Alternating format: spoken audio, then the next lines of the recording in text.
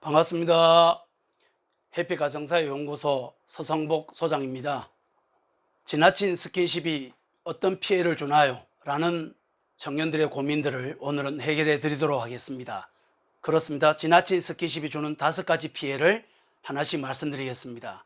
첫 번째는 스킨십의 에스컬레이터 현상입니다. 그렇습니다. 에스컬레이터 현상은 여러분 에스컬레이터 잘 아시지요?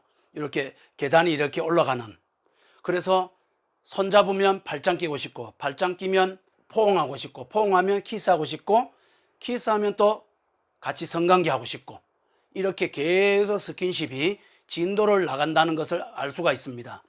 그래서 진도를 나가는데 이전의 스킨십에 주는 긴장감이나 친밀감이나 만족감이 점점 만나면서 횟수를 더하면서 더 그것이 완화가 되고 둔감되어지면서 더 강한 스킨십을 해야 이전의 만족이 오르게 되는 것이죠.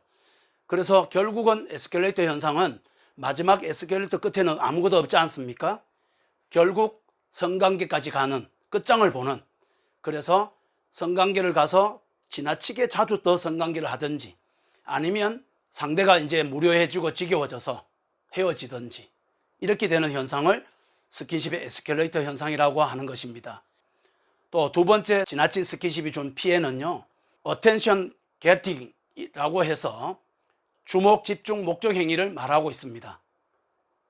여러분, 이성교제는 대화도 하고 비전과 소원과 기쁨과 관심 영역을 주고받기도 하고 운동도 같이 하고 문화도 나누고 맛있는 맛집도 먹고 예술도 같이 누리고 설레임도 가지고, 그러면서 손도 잡고 발장도 끼면서 이렇게 스킨십의 친밀감도 누리고, 이 모든 게 다 포함되어 있는 요소가 이성교제인데, 주목, 집중, 목적 행위라는 것은 지나친 스킨십을 하게 되면 그 뒤로부터는 계속 과도하게 스킨십만 집중하여 생각하게 되고, 대화도 싫어지고 다른 것들은 중요한 얘기는 나누고 싶지도 않고 같이 운동하는 것도 재미없어지고 설레이지도 않고, 그렇게 되는 것을 말합니다. 세 번째로 지나친 스킨십이 주는 피해는 결국 두 사람의 이성교제가 힘들어진다는 것입니다. 그것은 두 사람에게 신비감도 잃어버리고 매력도 자꾸 잃어버리고 두 사람의 관계가 멀어져서 안 헤어지면 성관계를 반복하면서 항폐화되고, 또 헤어지면 큰 상처가 되는, 또 성적 자극을 서로 너무 많이 주고받았기 때문에 수치심과 죄책감, 허무감, 항폐감, 이런 것들이 두 사람의 관계를 자꾸 이렇게 막을 것입니다. 모래가 있으면 종이와 나무가 이렇게 붙는 것이 힘들지 않습니까? 결국 지나친 스킨십이 중간에 끼어서 두 사람을 건강하게 더 친해지는 데 오히려 방해가 되는 것입니다.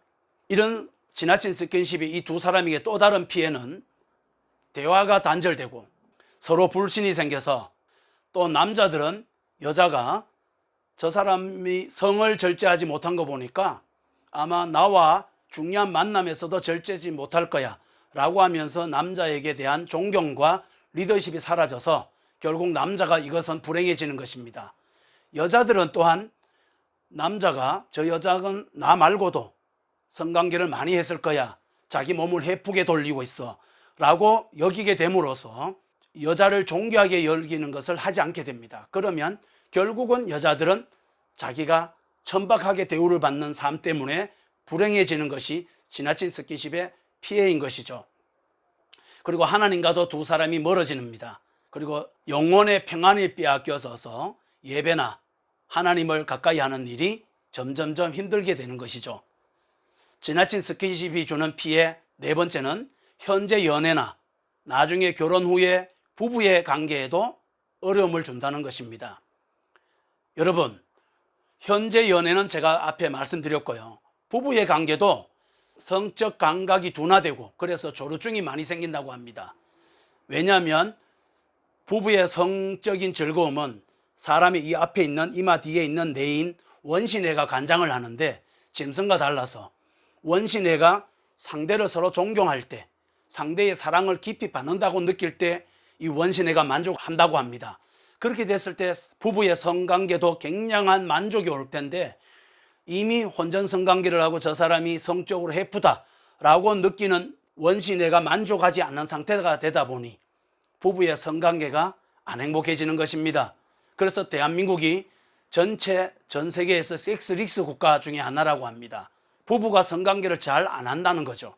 그런 걸 봤을 때 부부의 성관계가 혼전 성관계나 지나친 스킨십으로 인해서 피해를 본 것입니다. 다섯 번째, 지나친 스킨십의 피해는 현실적으로도 실제로 어려움이 있다는 것입니다. 임신의 위험, 또 임신되었을 때 낙태, 성병의 노출, 두려움, 또 일이나 공부나 예배나 이런 집중력이 필요한 일에 집중력이 결여되는 것, 그리고 상대가 떠날까봐 오는 불안감, 이런 현실적인 어려움이 많이 발생하는 것이죠. 지금까지 얘기를 지나친 스킨십 무엇이 나쁜가 피해인가 정리를 하면, 첫 번째, 에스컬레이터 현상이 일어나서 결국 성관계까지 끝장을 본다. 그러고도 안 행복하다. 두 번째는 주목, 집중, 목적 행위를 통해서 다양한 이성교제를 하는 게 아니라 스킨십 위주로만 집중한다. 그래서 두 사람의 또 관계가 결국 더 힘들어진다. 네 번째는 나중에 부부의 성관계에도 어려움을 준다. 마지막 다섯 번째로는 현실적으로도 성병이나 임신이나 유산이나 공부, 독서, 사명, 예배 이런 집중력이 결여되어져서 삶이 어렵게 된다는 것입니다.